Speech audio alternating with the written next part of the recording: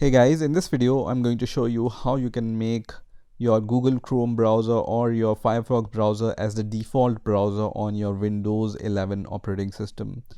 It's little bit different from the earlier Windows 10 operating system, so let me show you how you can do it. So first of all, you need to open the settings app. So just click on the search icon and then search for the settings app here.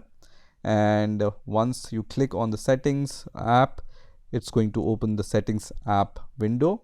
Here go to apps and then click on default apps and then search for Google Chrome or whatever app you are looking for.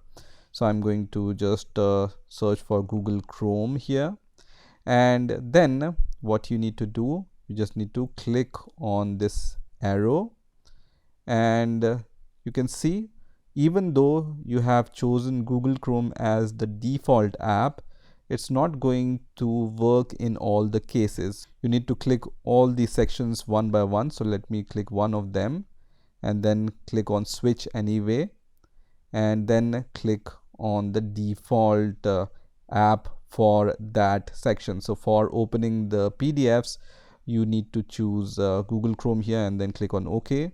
And then when your browser wants to open PDFs, it's going to use Google Chrome. Similarly, you need to change this for every section here and then it'll work.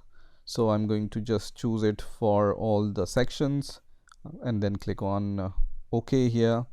And if you want to choose different browser for SVG, for example, you can do that also. So this is how you can set Google Chrome or Firefox as the default for all these different sections, right?